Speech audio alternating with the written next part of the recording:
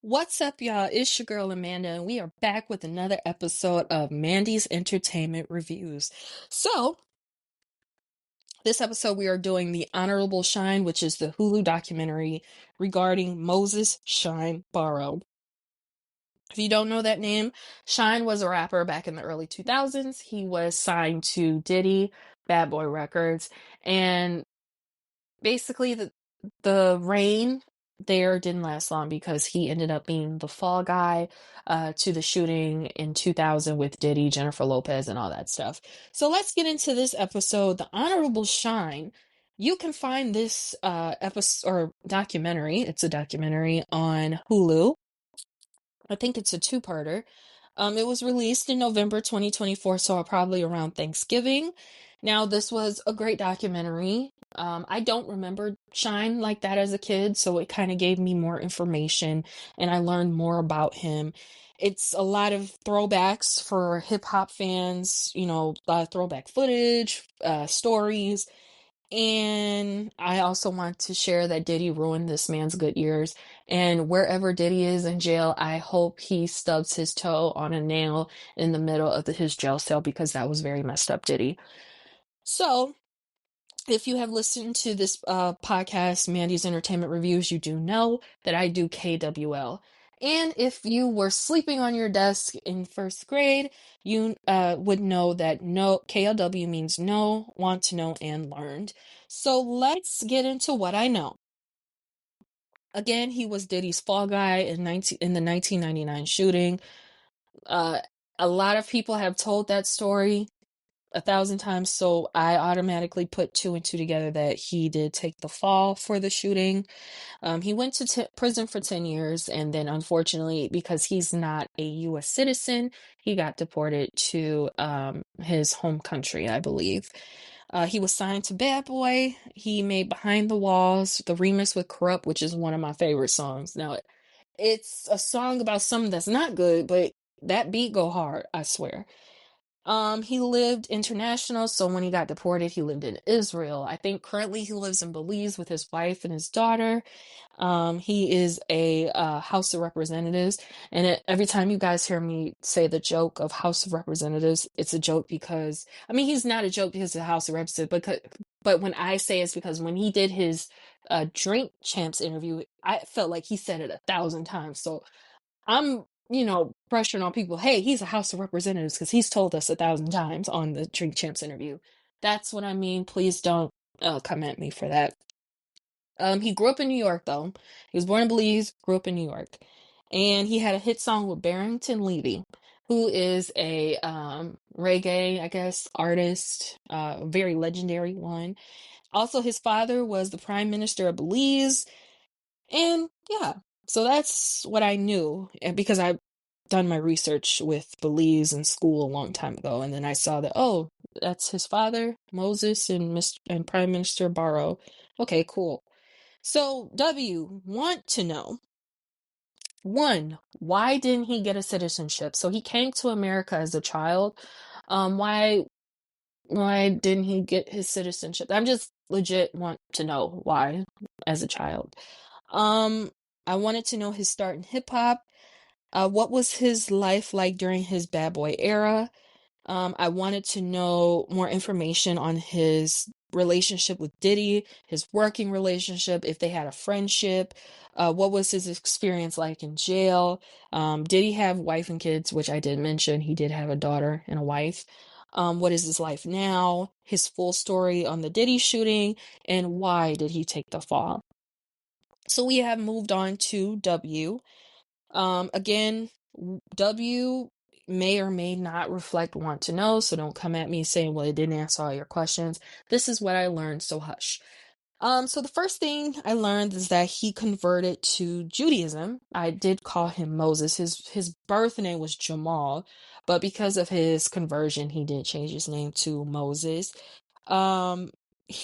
He rented out most of a hotel after being deported back to Belize, which I would completely understand.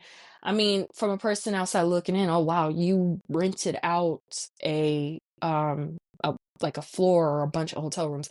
But no, if you do jail for 10 years, of course you're going to want some peace and a comfortable bed, and you don't want to be bothered with people. So as he should have, rented out most of a Radisson, especially because growing up, I always thought Radissons were very nice. So he wanted that peace. He got that peace by doing that. Um, this one always gets to me. I feel bad for children who go through this. I've seen this happen with my own eyes, and I'm not going to go into that. But his father was with another woman, and the woman he was with or married to, she didn't want her husband involved with Shyne as a child. So basically, his stepmother didn't want him involved with raising Shyne, which is so fucked up, so wrong on so many levels. And if I were to sit and talk about some experiences, my blood will boil, I swear. So that was involved. He got shot as a kid. He met Manny Haley. Now, if that name does not sound familiar, Manny Haley is the manager to Keisha Cole. I was introduced to Manny Haley watching the Keisha Cole reality show as her manager. I didn't know he managed other people. I didn't know he was in the game that long. I just always thought it was Manny and Keisha. That's it. So I guess they had a working relationship, and then I guess he moved on from him to Keisha Cole, and then brought Keisha Cole to what we know her as of today. The hit maker, the singer, the actress, all that stuff. So as I mentioned, he does have a wife and a daughter. He disassociated with Diddy after Cassie's video came out. If you guys don't remember, I think it was earlier or later last year, probably mid last year, that video came out with Diddy chasing Cassie down like a long hallway in a hotel in a towel, and he started kicking and beating her. I'm sure Shyne was not the only one that did that. Like I was like, fuck Diddy after that. So probably me, him, and other people were thinking the same thing. So that's not surprising because a lot of people did it too, and I understand. He had a record company bidding war, and I forgot to add this to my notes. He didn't have no single, no nothing. He had no song, like nothing. They were just bidding over him because he was, I guess, so talented. Yeah, I mean, he was just Shine from Brooklyn or New York or whatever. So the record companies was just bidding over him, and Bad Boy won. And look, and I have the album on my Apple Music, and I listen to the album. It just reminds me of the time people had Lincoln Navigators, the big ones, and they were like true gas guzzlers. It's just that type of music you play in your Lincoln Navigator, in my opinion, with 24 chrome wheels and a leather interior and all that stuff. So that's what I always think about. Jay-Z tossed his demo out the window and he lied about it. I thought that was funny and kind of asshole like. And then lied and said, "Oh, it was alright." No, you didn't listen to it. You threw it out the window, Jay-Z. That's just mean. I hope Jay-Z's not as mean as he used to be back then. I don't know, but I think he's in hot water too. He dated Brandy. I think Brandy dated a lot of famous people. She dated Wanye. She dated Shine. But that doesn't look right. And how did her parents like approve that? Because Shine is like this gangster from the streets.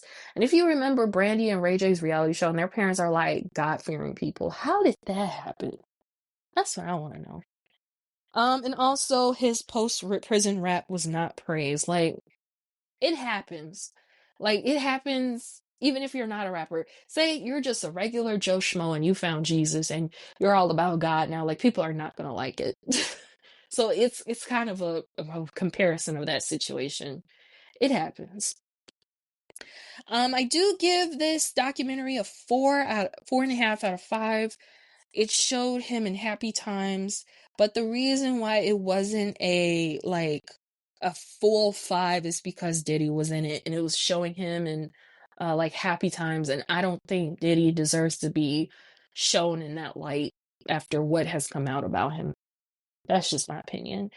And also, I did like that it wasn't the the ending was very peaceful. He got his happily ever after. So I did enjoy that. But thank you so much for listening to another episode of Thompson and Stuff's spinoff, Mandy's Entertainment Reviews. These episodes should be put out before Saturday afternoon, or if not Saturday, because I gotta go to bed. I just recorded the new episode of Thompson and Stuff and another episode of Mandy's Entertainment Reviews. It's 7:30 in the morning, and I ate breakfast, but I have not gotten any sleep. So thank y'all for listening. Thank y'all for your support, and I will talk to y'all later. Peace.